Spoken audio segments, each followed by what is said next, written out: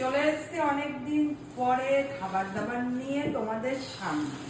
খাবার দেখো কত বড় বড় টিফিন বক্সে, কোন বাড়ি থেকে এসছে গেস করো।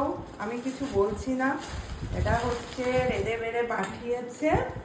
এখন আমরা খাবো। এই যে গাড়িতে ঝাঁকুনিতে এখানে তেলও লেগে গেছে। কি আছে দেখি, চলো। এই দেখো, হোয়াইট পোলাও, পমফ্লেট মাছ ফ্রাই।